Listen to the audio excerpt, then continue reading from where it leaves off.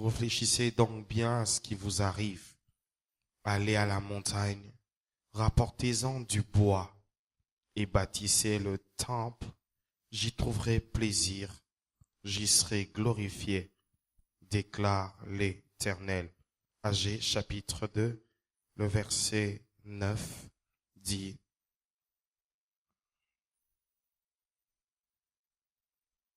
la gloire de ce nouveau temple, la dernière maison, surpassera beaucoup la gloire de l'ancien. Ma version dit: la gloire de ce nouveau temple surpassera beaucoup la gloire de l'ancien, et je ferai régner la paix en ce lieu-ci. C'est l'Éternel qui le déclare, le Seigneur des armées célestes. Matthieu chapitre 17. Lis avec moi Matthieu chapitre 17.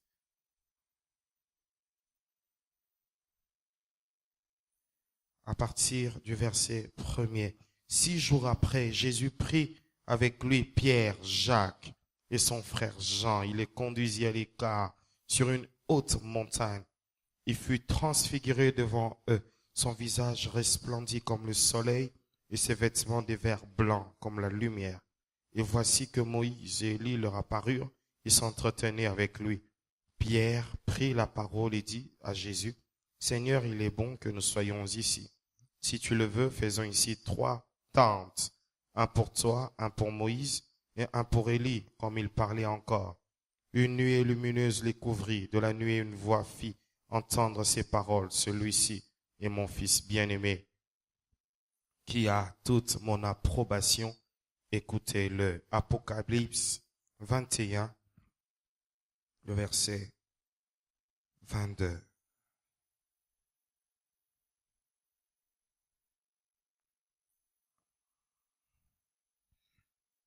La Bible dit: je ne vis pas de temple dans la ville, car le Seigneur, le Dieu Tout-Puissant, est son temple, ainsi que l'agneau. La ville n'a besoin ni du soleil, ni de la lune pour l'éclairer, car la gloire de Dieu l'éclaire, et l'agneau est son flambeau. Les nations marcheront à sa lumière, et les rois de la terre y apporteront leur gloire. Amen. Si on peut m'aider avec le clavier, nous allons prier. Tu peux te rasseoir pendant que tu peux rester concentré.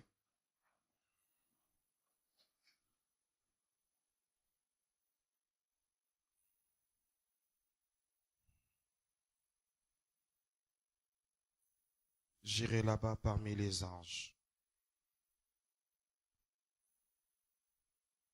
Amen. Est-ce qu'on peut prier? Prions. Prie pour que Dieu te parle, te touche, t'affecte, que Dieu te change d'une manière particulière ce soir. Lève ta voix. Prie le Seigneur.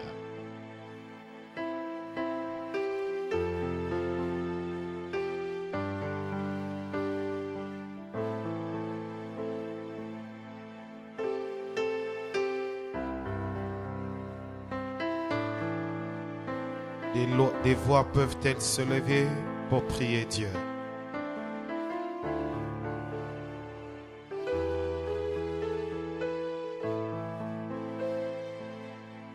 J'irai là-bas parmi les anges,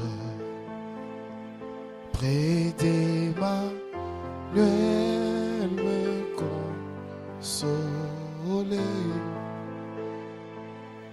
Passant mon temps à la louange,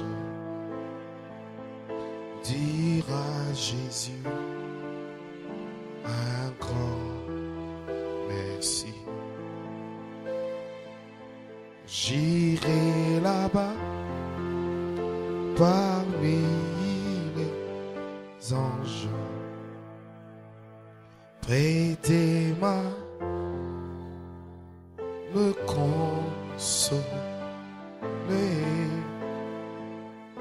passant mon temps à la louange,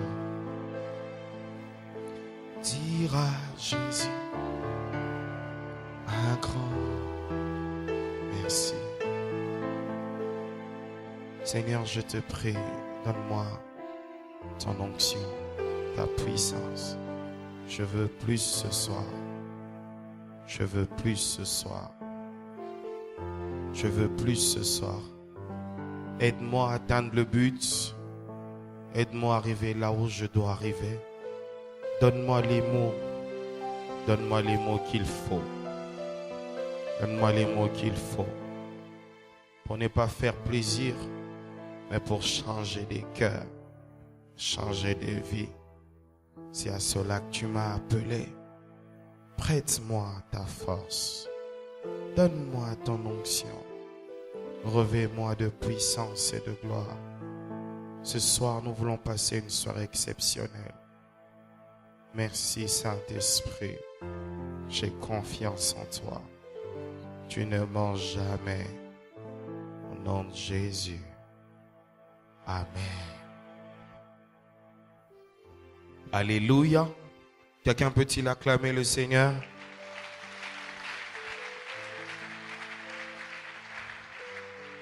Il est question dans ce séminaire de parler de la gloire de la dernière maison. Et différents orateurs, et même demain avec le pasteur parfait, un homme de Dieu merveilleux. Nous allons passer des moments exceptionnels dans sa présence. Mais ce soir, permettez-moi de rajouter une portion dans ce que le Seigneur a déposé dans mon cœur et une portion de ce que le Seigneur m'a montré cette nuit. Pendant que j'étais en train de dormir, le Seigneur m'a montré le culte. Un culte glorieux, un culte puissant, mais un culte salvateur. Un culte qui délivrera, qui changera, qui transformera certainement des hommes et des femmes ce soir. Vous savez, bien-aimés, nous sommes en train de parler de la gloire de la dernière maison. Mais je voudrais que tu commences par noter que l'Ancien Testament est l'ombre des choses qui doivent arriver. Note que l'Ancien Testament, c'est l'ombre.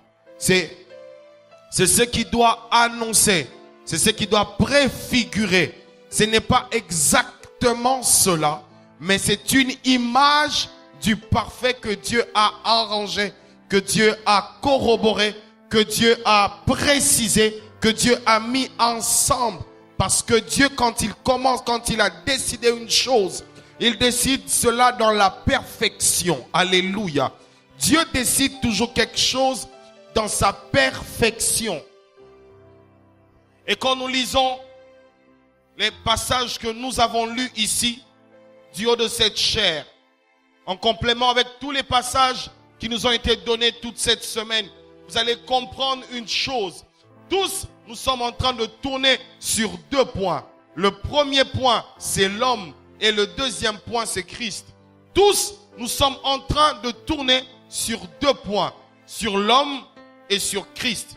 Mais notez que AG1 et AG2 sont des prophéties qui ne concernent pas simplement le temps du prophète Agé, mais c'est une prophétie aussi qui est en train de concerner ce temps et le temps qui doit arriver.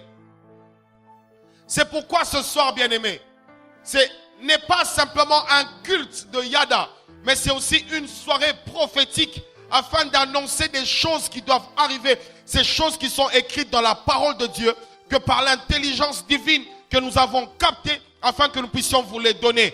Car il est temps, dans ce temps de la fin, que des docteurs ouvrent la parole et nous disent exactement la pensée de Dieu afin d'emmener le peuple dans le but dans lequel Dieu nous a appelés. Ce n'est pas simplement un thème beau, ce n'est pas simplement une gloire de dernière maison, ce n'est pas simplement que les gens tombent, mais les gens doivent sortir avec une pensée, les gens doivent sortir avec un but, car tu n'es pas simplement là pour recevoir l'onction, mais tu es là pour avoir la connaissance.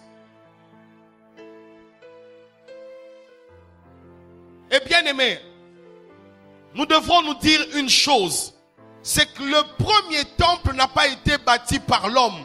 Car quand nous parlons de temple, nous sommes en train de parler de lieu de rencontre entre Dieu et l'homme. Et quand nous sommes en train de voir le temple, la première chose que nous voyons, c'est le temple de Salomon. Pendant que la première chose que nous devrions voir, ce n'est pas le temple de Salomon, mais c'est le jardin d'Éden. Le temple, c'est le lieu où le temple de Dieu, c'est une maison, c'est un lieu où l'homme et Dieu doivent se rencontrer, où se vouer à un culte.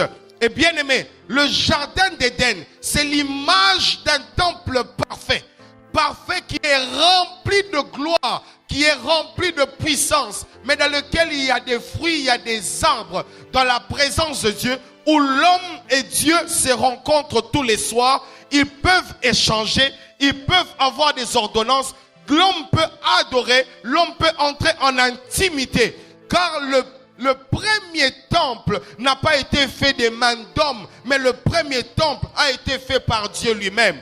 Dieu a placé un jardin en Éden afin d'y mettre l'homme, mais ne s'est pas arrêté à mettre l'homme. Il a donné à l'homme la capacité de communiquer avec son Créateur en descendant tous les soirs. C'est pourquoi, bien-aimé, quand tu es dans ta chambre peut être le temple. Quand tu es dans ton bureau peut être le temple. Quand tu es dans ta salle de bain, la salle de bain peut être dans le temple. Si seulement tu rencontres ton Dieu, là où tu es, l'endroit où tu te trouves est un endroit saint. Car quand Dieu va rencontrer Moïse dans le buisson, dans le désert, cela ne dépend pas du lieu saint ou du lieu très saint. Mais tout endroit où foule les pieds de Dieu devient le lieu très saint. C'est pourquoi même Dieu n'a pas besoin qu'on le mette dans des cages de lieux saints ou lieux très saints. Il suffit qu'il descende même dans un buisson ardent, sur un arbre qui ne porte pas de fruits, sur un arbre qui ne donne pas de vie, mais un arbre dans le désert qui reçoit le poids de la gloire de Dieu, qui peut brûler mais pas se consumer. Et cet endroit, Dieu peut rencontrer un homme et lui dire: ôte tes sandales, car le lieu où tu te trouves est un lieu saint. Tu ne rencontres pas Dieu selon ton programme, ni selon ta volonté, mais lui-même décide là où il va te toucher, là où il va te rencontrer. Il a rencontré notre pasteur dans une salle de bain. Ainsi, la salle de bain est la chambre haute de l'Éternel où il vient te rencontrer. Bien-aimé dans le Seigneur, ne sois pas figé en croyant que c'est seulement dans ce bâtiment que le Seigneur peut te rencontrer. Le Seigneur peut te rencontrer dans ta voiture, le Seigneur peut te rencontrer dans ta cuisine, le Seigneur peut te rencontrer dans ta maison. Alléluia. Mais écoutez, l'homme de Dieu John l'a épinglé le premier jour. C'est que la chose qui fait que nous soyons loin de Dieu, c'est seulement le péché. Bien-aimé, quand Adam a péché, la chose la plus importante que cet homme a perdue, ce n'était pas le jardin, mais il avait perdu le Dieu du jardin. Quand tu pêches, tu ne perds pas simplement les biens, mais tu perds quelque chose de plus grand. Tu ne t'en rends pas compte. Quand tu vas dans ton mensonge, à chaque fois que tu vas dans l'impudicité, à chaque fois que tu vas dans l'idolâtrie, ce que tu ne sais pas, tu n'es pas simplement en train de perdre quelque chose de physique, mais tu es en train de perdre une connexion et un contact. Car ce qui fait que Adam soit grand et glorieux, ce n'est pas le jardin, mais c'est le Dieu du jardin qui l'entoure et qui l'environne. N'est-ce pas le diable dit à Job: comment voudrais-tu que je touche à Job? Parce que tu l'as protégé de toutes parts. Fais attention de ne jamais perdre la gloire de Dieu. Fais attention de ne jamais perdre la présence de Dieu. Fais attention de ne jamais perdre, car tu ne sais pas ce que tu es en train de perdre.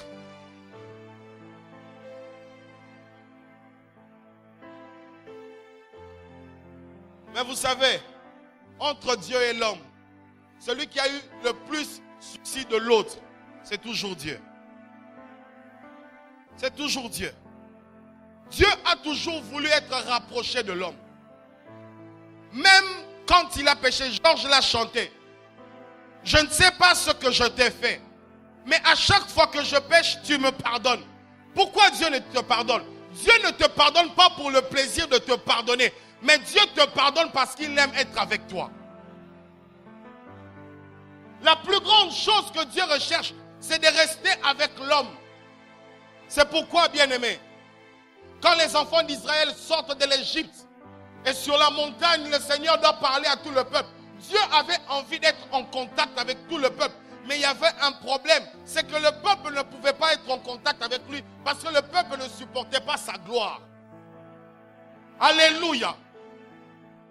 Et le peuple dit d'emblée, Moïse, toi va vers ce Dieu-là. Toi qui te parles, puis après toi tu viendras nous parler. C'est alors qu'un ministère va commencer. Un ministère prophétique. Mais aussi un ministère entre les hommes et Dieu. Ainsi, l'homme n'est plus en contact direct avec Dieu. Mais l'homme passe par Moïse, par un sacrificateur, pour aller vers Dieu.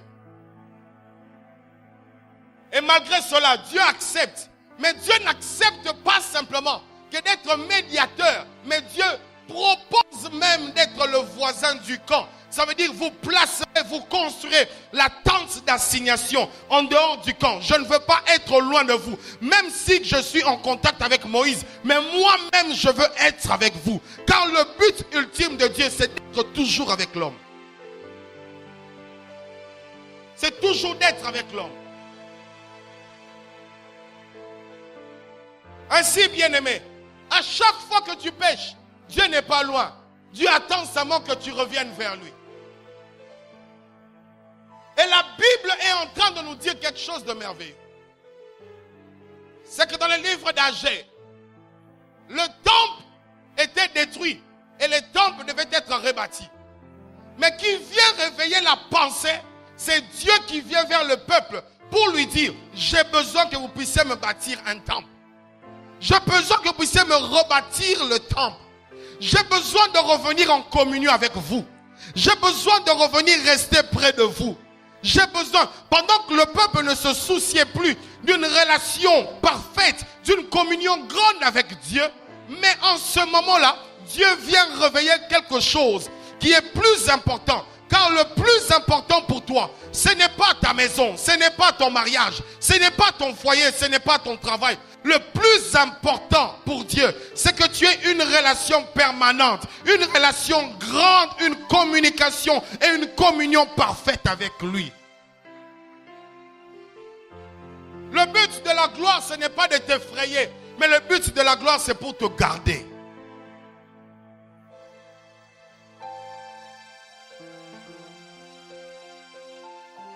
Et Moïse, le prophète Agé prophétise. Il parle aux enfants d'Israël. Il leur dit, la gloire de cette dernière maison sera plus grande que la gloire de la première maison. Est-ce que vous êtes avec moi? La gloire de la dernière maison sera plus grande que la gloire de la première maison. Mais notez toujours quelque part que l'Ancien Testament est l'ombre des choses à venir. Mais si nous lisons simplement la prophétie, nous pouvons sortir plusieurs thèmes, nous pouvons avoir plusieurs prédications. Mais le soubassement de cette construction, car Dieu, quand il demande quelque chose, il précise toujours la chose qu'il voudrait qu'on fasse. Il dit à Moïse, tu feras selon le modèle que tu as vu.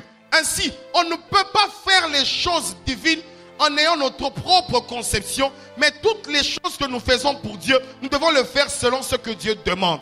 C'est pourquoi dans Agé 1, il dit, vous irez sur la montagne et vous apporterez du bois. Vous n'apporterez pas de l'or, vous n'apporterez pas des briques, vous n'apporterez pas de l'airain, vous n'apporterez pas du zinc. J'ai besoin que vous m'apportiez de l'or, j'en serai glorifié. Dieu n'a pas besoin de l'or, Dieu n'avait pas besoin de l'argent en ce moment-là. Car le plus important, c'est qu'il allait attirer sa gloire, c'était un bois.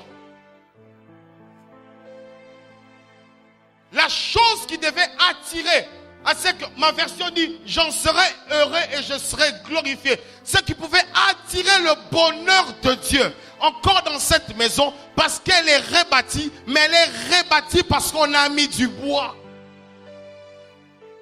Alléluia. Et bien aimé, si vous suivez très bien notre lecture, vous allez comprendre une chose, que l'Ancien Testament, c'est l'ombre des choses à venir. C'est pourquoi, bien-aimés, un jour, Christ est arrivé sur terre. Les hommes sont allés prendre du bois. Les hommes sont allés prendre du bois. Et les hommes l'ont mis sur la montagne. Ils sont allés sur une montagne.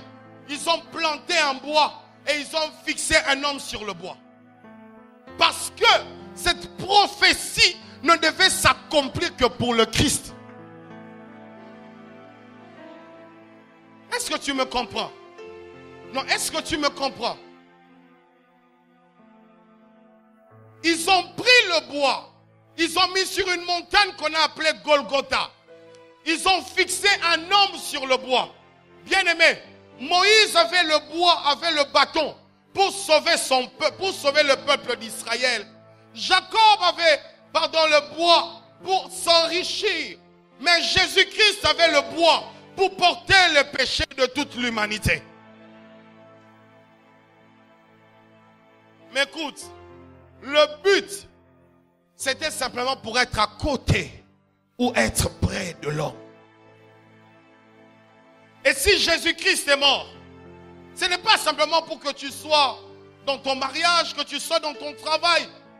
Mais le plus important, c'est qu'il veut être à côté de toi. Il y a une personne plus importante que tu ne vois pas, mais qui te désire plus. La manière dont tu désires sa présence, elle est infiniment petite par rapport à la manière dont lui te désire dans sa présence. La manière dont tu cherches Dieu, elle est infiniment petite de la manière dont Dieu te cherche. Bien-aimé, ça fait plus de 2000 ans que Dieu est en train de chercher des hommes pour qu'ils restent avec eux. Mais notez que l'Ancien Testament, c'est l'ombre des choses à venir. Alléluia. Et ce que j'aime, bien aimé, c'est que cet homme est mort à la croix. Ce Dieu est mort sur un bois. Mais il n'est pas mort seulement sur un bois. Mais il est ressuscité dans un rocher. Je vais expliquer cela après. Mais je voudrais nous dire ceci. C'est que la gloire de Dieu, quand elle vient, la présence de Dieu, quand elle arrive, la chose la plus importante qu'elle demande, c'est l'amour. Et c'est l'amour de l'homme. Ce dont Dieu se plaît d'agir, c'est que les gens sont plus donnés à leurs affaires, plus donnés à leur travail, que donnés dans la reconstruction du temple. Quelque part, celui qui ne se soucie pas du temple, ne se soucie pas de la relation qu'il a avec son Dieu. Car pour un juif, le temple veut tout simplement montrer l'importance qu'il a vis-à-vis de son Dieu.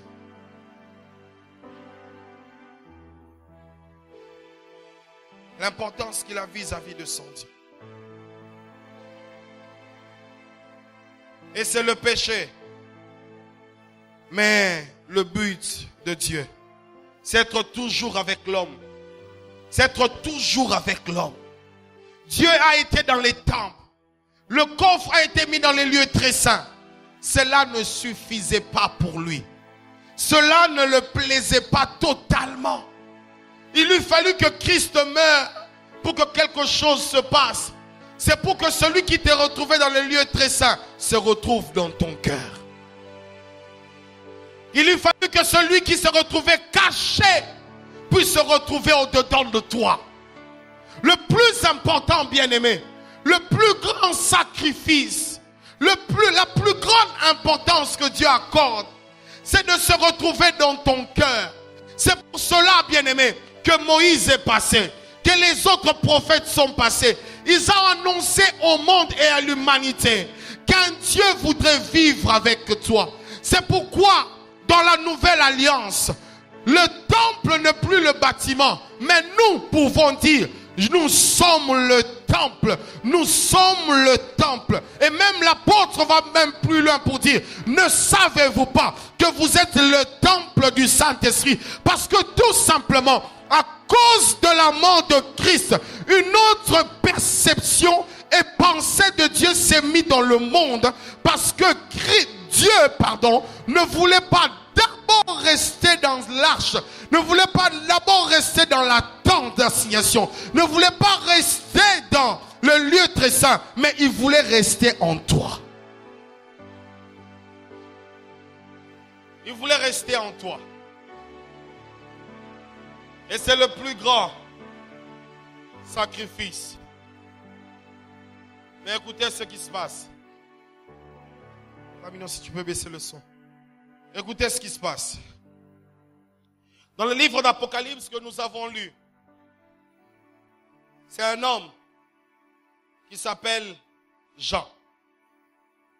C'est ce Jean qui avait vécu la transfiguration. Et c'est ce même Jean qui va vivre quelque chose de glorieux et de merveilleux, qui sont les visions du temps de la fin. Où Jésus-Christ, par son ange, il envoie un ange pour dire à son serviteur ce qui va se passer au temps de la fin. Il lui annonce des choses qui ont été préparées depuis l'éternité, car rien n'échappe au contrôle de Dieu. Dieu connaît toutes choses avant qu'elles n'arrivent. Et les annonce avant même qu'elles s'accomplissent. Parce que Dieu est le maître des temps et des circonstances. Il connaît, il analyse le temps, il sonde, il connaît toutes choses. Ainsi, il peut les dire et être sûr de les dire parce qu'il sait que cela va arriver. Et quand Jean vit la destruction, Jean a vu la destruction, Jean a vu les 7 sceaux ouverts, Jean a vu les anges sortir du trône de Dieu pour détruire et pour dévaster. Mais Jean ne s'est pas arrêté à voir ces choses. Mais Jean a vu aussi une nouvelle cité, la nouvelle Jérusalem. Dis avec moi la nouvelle Jérusalem. Jean a vu la nouvelle Jérusalem. Jean a vu une ville nouvelle. Si vous lisez le verset précédent d'Apocalypse 21, il est en train de donner les détails de cette ville qu'il a vue. Une ville aussi glorieuse, une ville aussi pompeuse, une ville aussi claire. Ma version dit que l'avenue principale de la ville était faite d'or pur qui avait l'aspect d'un cristal clair. C'est pourquoi, bien-aimé, je te conseille, juste un petit conseil, ne rate pas le ciel. Ne rate pas le ciel. Et Jean a vu toutes ces choses, Jean a vu toute cette gloire, Jean a vu toute cette présence. Jean a vu des destructions, Jean a vu des gens mourir, Jean a vu un jugement, mais Jean n'a pas vu que ça. Jean a vu aussi une nouvelle cité. Mais bien aimé, par son attachement à Dieu, Jean n'a pas vu simplement, il ne voulait pas simplement voir la ville, mais Jean voulait chercher aussi le temple. Parce que pour un juif, à chaque fois qu'il se retrouve de quelque part dans une ville, il devra prier dans la position où se trouve le temple de Jérusalem. Et quand il était sûr qu'il pouvait entrer dans cette ville, il devait chercher où se trouvait le temple. Il avait le souci de communier avec Dieu. Il avait le souci d'être avec le Seigneur. Il avait le souci de vouloir savoir où est-ce qu'il allait donner ses offrandes. Il avait le souci de voir. Il se souciait. Son souci primordial, c'était où est-ce que je veux communier avec Dieu. Mais chose étonnante, Jean croyait que le Dieu qui était en lui était resté en lui. Mais Dieu avait fait quelque chose de plus grand et plus important. La Bible dit qu'il ne vit pas de temple. Là où nous allons, il n'y a pas de temple. Le seul temple que nous avons là-bas, c'est Dieu et l'agneau. C'est Christ qui est le temple. Il n'y avait pas de temple, bien-aimé, et il n'y en aura pas de temple. Il n'y aura pas de bâtiment, il n'y aura pas de colonne.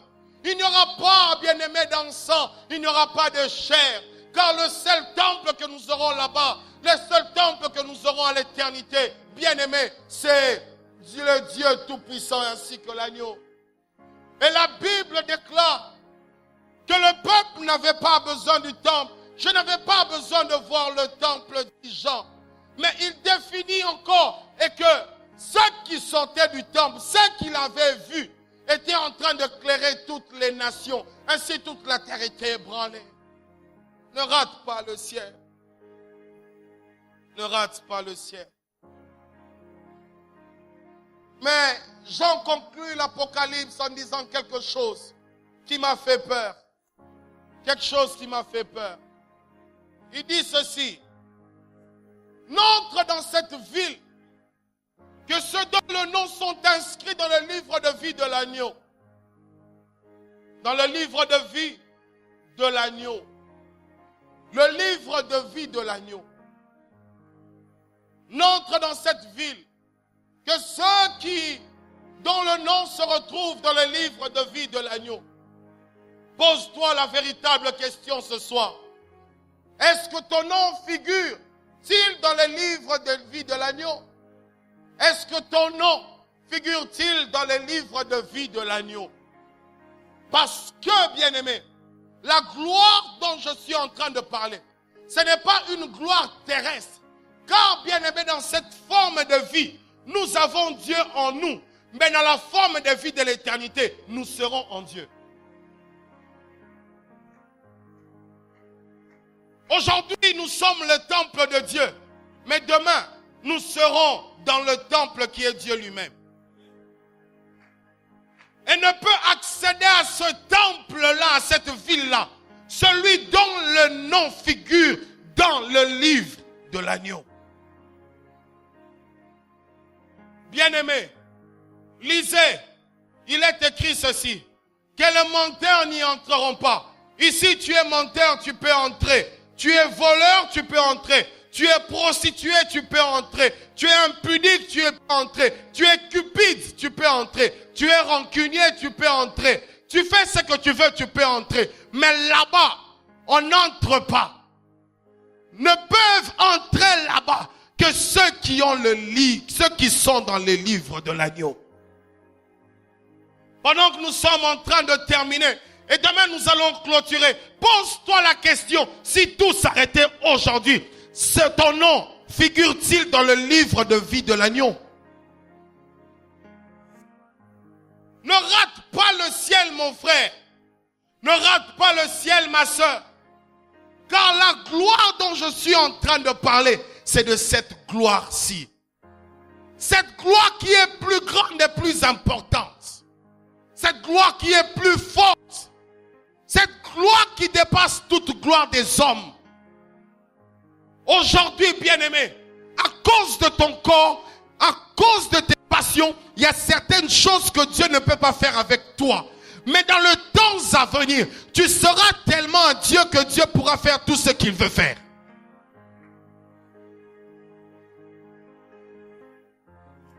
C'est pourquoi, bien-aimé, nous venons à l'église. Tu peux être assis comme tu es là. Je peux prêcher comme je suis là. Mais ton nom figure-t-il dans le livre de l'agneau? Fais tout ce que tu veux. Dis tout ce que tu veux. Mais sache qu'il y a une vie glorieuse qui nous attend. Soit tu la passes en enfer, soit tu la passes dans l'éternité. Le temple et la ville ne peuvent y accéder que ceux dont le nom figure dans le livre de vie. Un temple plus glorieux. Tu as accès à ce temple. Tu as accès à cette maison. Mais je t'assure, mais de l'autre côté, on n'aura pas besoin de faire des invitations. On n'aura pas besoin de faire des banderoles ou des affiches. On n'aura pas besoin de passer des communiqués à la télé. Ceux qui entreront, c'est ceux qui auront été sélectionnés par Dieu. Et ton problème à toi, c'est que tu crois qu'en venant à l'église, tu es prêt pour aller au ciel avec tes grades et tes titres pendant que tu te trompes. Oui, tu te trompes. Tu te trompes. Être diacre ne fait pas de nous quelqu'un qui a la primauté pour aller au ciel. Être prédicateur ne fait pas de toi quelqu'un qui a la primauté pour aller au ciel. Être pasteur ne fait pas de toi quelqu'un qui a la primauté pour aller au ciel. Être ancien ne fait pas de toi que tu as une chaise des anciens là-bas. Être diacre ne fait pas que tu as un bureau où tu vas compter l'argent là-bas. Être président d'un département ne fait pas de toi comme président des jeunes du ciel. ne peuvent y entrer que ceux dont le nom figure. Pose-toi la véritable question avant toute chose. Quand tu te lèves le matin et quand tu vas te coucher le soir, où est-ce que se retrouve ton nom? En enfer ou dans le livre de vie de l'agneau?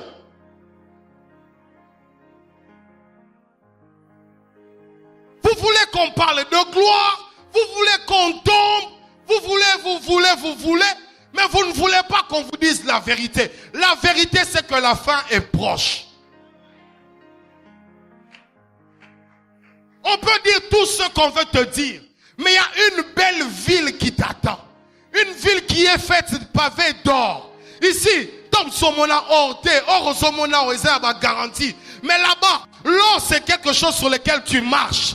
Tu marches sur les sables du Congo, mais au ciel tu marcheras sur l'or. L'or sera la poussière sur laquelle tu vas frôler tes pieds dans l'éternité. Sois conscient de cela. Où est-ce que se trouve ton nom?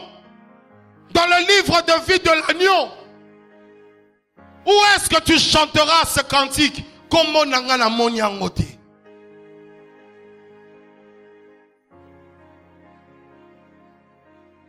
Faire tout ce que nous pouvons faire sur ce corps n'a qu'une limite, n'a qu'un temps bien déterminé. Tu peux être gouverneur, tu es gouverneur dans cette vie. Tu es être chef, tu es chef dans cette vie. Mais de l'autre côté, nous passons moins de temps ici que de l'autre côté. Car là-bas, c'est l'éternité. Le temple qui nous attend est plus glorieux. Je ne suis pas le temple de l'éternité. Car le temple de l'éternité, c'est l'Éternel lui-même. Je ne suis pas le temple de l'éternité. Tu n'es pas le temple de l'éternité. Profites-en pendant que tu es le temple, que tu connaisses et que tu comprennes ce que tu dois faire. Car le temple merveilleux, le dernier temple, est plus glorieux que toi. C'est aussi une invitation à vouloir le dernier temple. Parce que quand tu vois le premier temple, tu as l'impression que c'est glorieux. Les paralytiques marchent, les sourds entendent. Tu vois, tu vis les épîtres, tu déclares des choses. Mais si tu perds ton éternité, tu auras tout fait en vain. Tu peux faire tout ce que tu veux sur la terre. Tu peux avoir des maisons, des richesses, faire marcher les paralytiques, déclarer, ressusciter même les morts. Mais tu risques de rater le ciel parce que tout simplement, tu as refusé de te conformer. Dis avec moi, écoutez-le. Dis avec moi, écoutez-le. Mais écoutez-le.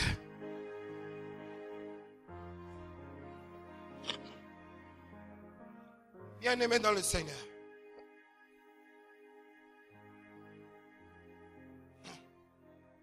Jésus vient sur la terre. À un moment, c'est un jour de transfiguration. Il prend Pierre, Jacques et Jean. Ils montent sur la montagne de la transfiguration. Le même Jean qui va voir ces choses, c'est le même Jean qui va vivre quelque chose de glorieux. Attention à ce que nous vivons dans les assemblées de Dieu. Je ne dis pas assemblée de Dieu, mais dans les assemblées. Attention à cela. Pourquoi je suis en train de dire cela?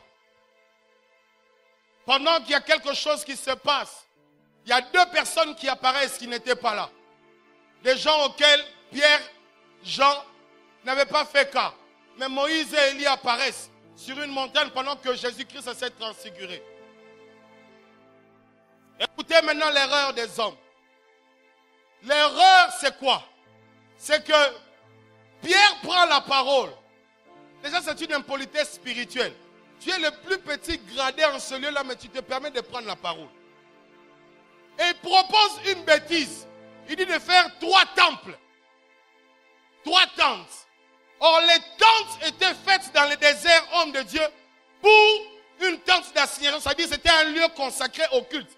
Ça veut dire qu'il voulait une tente pour Jésus, une tente pour Élie, une tente pour Moïse. Ça veut dire 3 lieux différents d'adoration. Fais très attention quand tu te retrouves dans les manifestations spirituelles et glorieuses de confondre que l'homme de Dieu devint Dieu. C'est pourquoi, permettez-moi de dire, il y a certains qui adorent Branham et qui manquent. Pourquoi? Une très grande dimension. Dans l'ancien temps, les gens ne voyaient Dieu que par Moïse. Et quand Moïse se retrouve devant Christ, on dit, Petro yaza jeune. Petro yaza jeune. Et l'erreur, je nous dis ça pourquoi? Parce qu'on va venir un jour dans un culte comme celui-ci, la gloire de Dieu tombe, vous commencez à nous appeler des dieux pendant que nous ne le sommes pas. Erreur, il demande 3 tentes. Tu vas dire que tu veux une tente pour Moïse, une tente pour Élie et une tente pour Christ.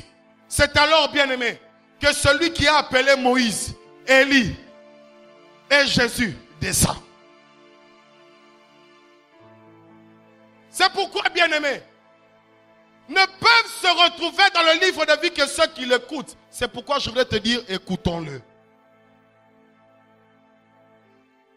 La dernière maison n'est accessible pour ceux qui l'ont écouté.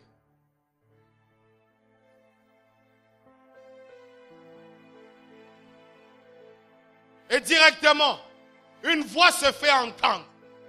Celui-ci est mon fils, en qui j'ai mis toute mon affection. Moïse a été mon serviteur, mais je n'ai pas mis toute mon affection en lui. Élie a été mon serviteur, je n'ai pas mis toute mon affection en lui. Retenez, la gloire était attachée au bois, mais la gloire n'était pas attachée à la pierre.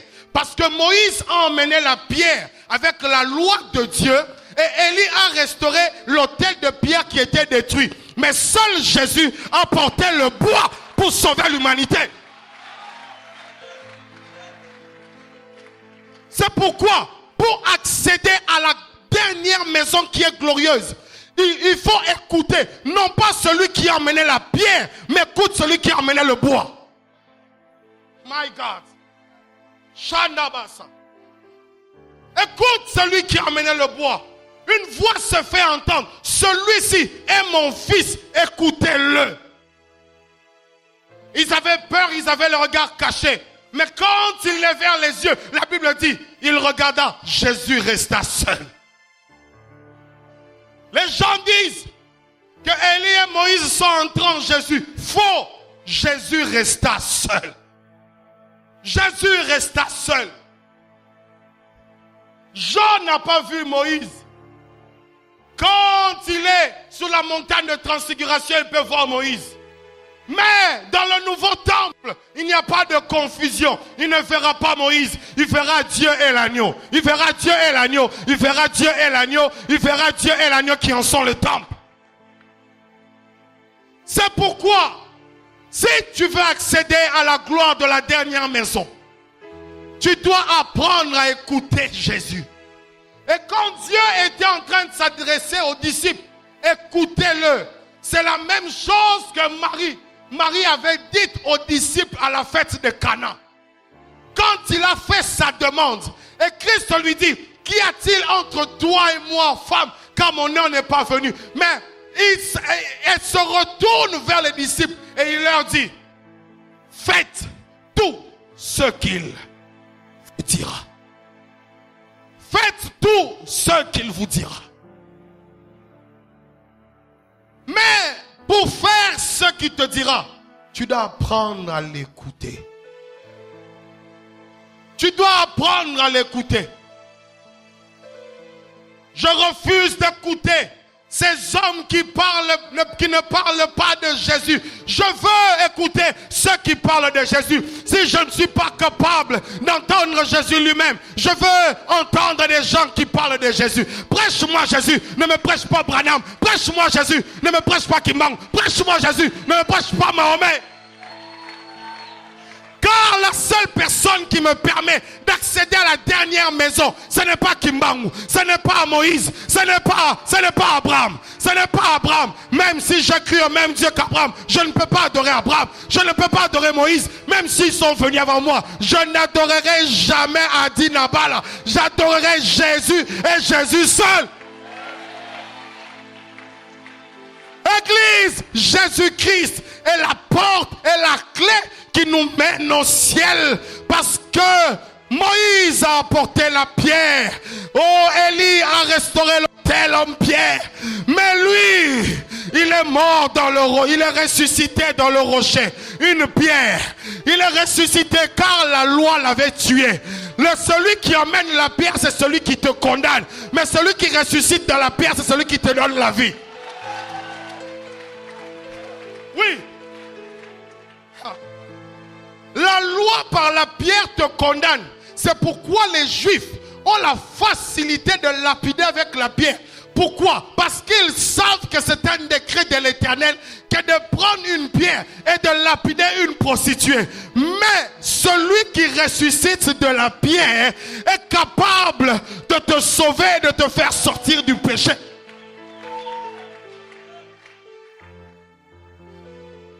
C'est pourquoi, bien-aimé, demain nous allons clôturer. Je te pose une question. Qui tu écoutes? Car ce que tu fais détermine celui que tu écoutes. Demande à celui qui est à côté de toi qui tu écoutes. Qui tu écoutes?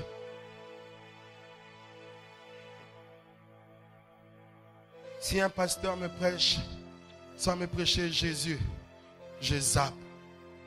Je zappe. Je zappe. Car de l'autre côté, quand tu lis, c'est trop beau. C'est trop beau. Une rue comme ça de Limété, la deuxième rue de la Nouvelle-Jérusalem, elle est faite d'or pur, de cristal. Et les murs de la ville sont faits d'or pur. Ce qui fait la richesse des hommes seront mis à nu de l'autre côté.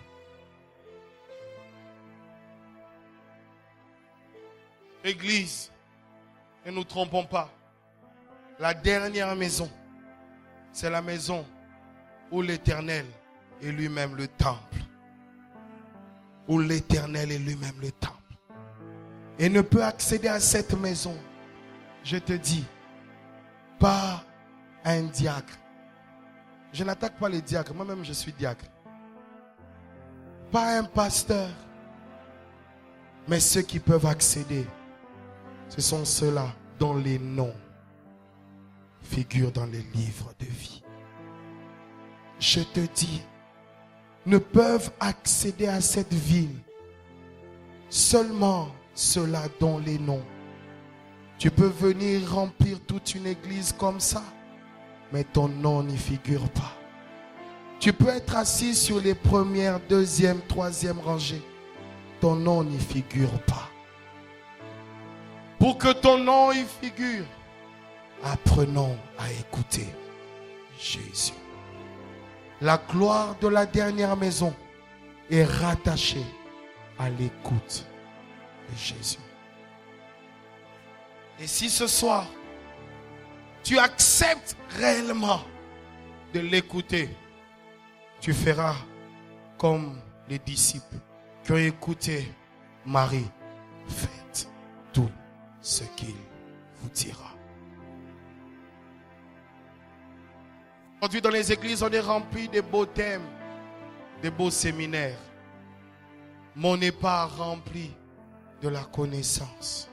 De la connaissance qui nous emmène. Comme j'ai dit au début, cette semaine, on n'a parlé que de deux choses. De l'homme et de Christ. Et les hommes de Dieu qui m'ont précédé ont dit que c'est l'homme le temple. C'est vrai, dans cette vie, c'est l'homme le temple. Mais de l'autre côté, c'est Dieu le temple. Pourquoi je vous dis ça? Regardez dans l'élection de David. Pendant que le prophète a choisi, Dieu lui dit, tu as choisi mon fonction de tes yeux. Mais attends. Mais quand Dieu lui montre, il comprend que le choix de Dieu est différent du choix des hommes. Ainsi, si Dieu sélectionne des gens même pour la royauté, à combien plus forte raison Dieu sélectionnera les gens qui doivent entrer dans la nouvelle Jérusalem. Peut-être que ce n'était pas le message que tu attendais. Gloire à Dieu. Mais ce que je veux te dire, qu'il y a une vie qui nous attend. Elle nous tend les bras. Vous savez pourquoi l'Apocalypse nous a été donné? Elle nous a été donnée pour que l'Église ne regarde pas tout ce qui va arriver dans le monde, mais regarde ce qui l'attend de l'autre côté. Qu'est-ce qui nous attend de l'autre côté? Et c'est ce qui nous a été révélé pour que nous puissions l'embrasser. C'est une dimension qui nous est donnée pour que nous puissions l'aspirer. C'est pourquoi l'homme de Dieu a dit hier, l'Esprit et l'Église disent, viens. Pourquoi? Un grand désir d'aller de l'autre côté en fonction de ce qu'on a vu et entendu. C'est pourquoi cet amour grandit, grandit, grandit, grandit et tu dis, viens. Mais si tu n'es pas encore capable de dire viens, à cause de ton mariage, à cause de ton voyage, à cause de ton travail, il va venir quand même. Car il n'attendra pas toujours que l'Église dise viens, parce que l'Esprit déjà commence à dire viens. C'est l'épouse qui rejoint l'Esprit dans le soupir de revenir, mais ce n'est pas l'Esprit qui va vers l'épouse. C'est d'abord l'Esprit qui dit, puis l'épouse dit. Si tu entends l'Esprit, tu diras ce que l'Esprit dira. C'est alors que l'époux arrivera. Mais si l'épouse dort, ne vous en faites pas. L'époux viendra quand même pendant que la femme, l'épouse, est en train de dormir. C'est vrai, bien-aimé. Nous devons dire, viens. Mais si tu dors, il viendra. C'est pourquoi, comme j'ai dit, l'Ancien Testament, c'est l'ombre des choses à venir. Mais ce qui nous attend est plus glorieux. À partir d'aujourd'hui, jeunesse, Église La Compassion, apprenons à plus écouter encore et encore Jésus. Ne suivons pas ce qui se passe dans la ville. Ne suivons pas ce qui se passe sur Internet. Que l'on dise féticheur, que l'on dise tout ce qu'on veut. Mais nous apprenons à suivre Jésus. Jésus. S'il lui-même a été martyrisé par les hommes, vous croyez que les hommes ne nous martyriseront pas? Ils feront de même. Apprenons mingi mingi Jésus. Mingi mingi Jésus. Je disais mingi mingi Jésus.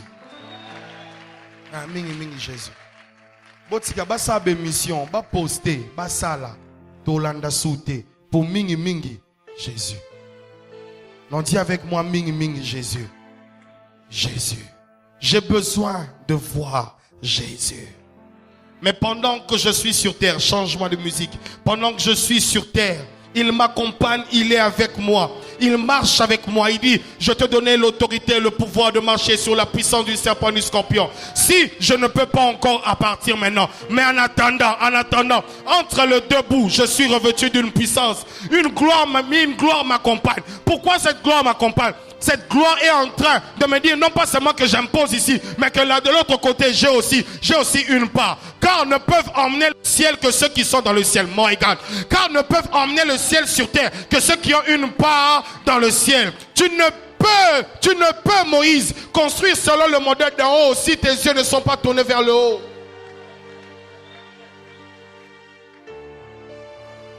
C'est par là, bien-aimé, que je voudrais clôturer ce soir en te disant, en attendant que nous sommes sur terre, même si la gloire à venir sera beaucoup plus parfaite, mais ne dis pas que la gloire première est médiocre. La gloire première me permet d'imposer le règne de Dieu sur la terre. La gloire de Dieu première me permet en ce monde de marcher la tête haute.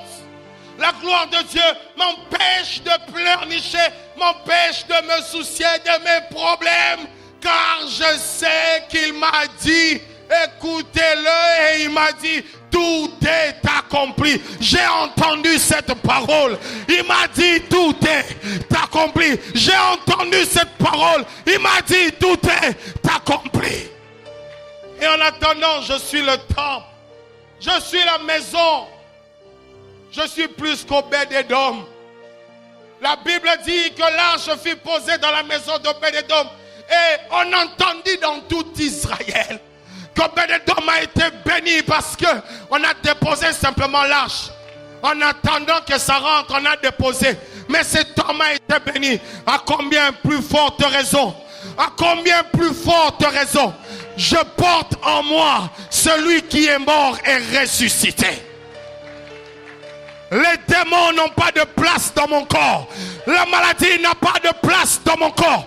La malédiction n'a pas de place dans mon corps. Le chômage n'a pas de place dans ma vie. La stérilité n'a pas de place dans ma vie.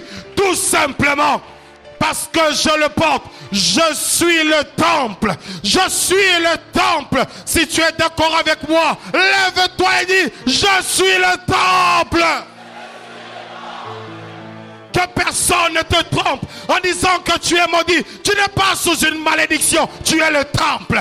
Tu n'es pas sous un problème, tu es le temple.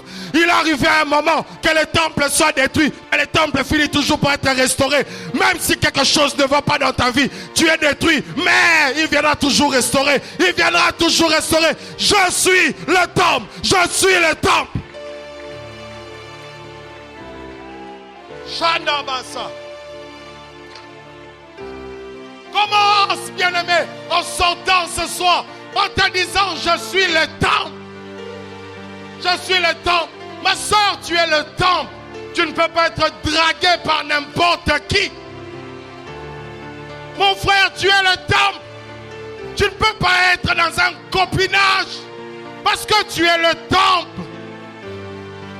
Tu es le porteur de la gloire de Dieu. Tu es le porteur de la gloire de Dieu. Sur la terre, tu es la lampe et Christ est la lumière. Mais dans l'éternité, la Bible dit, c'est Dieu qui illumine, mais c'est Christ qui en est le flambeau. Le rôle de Christ dans l'éternité, c'est ton rôle sur terre, mon Dieu.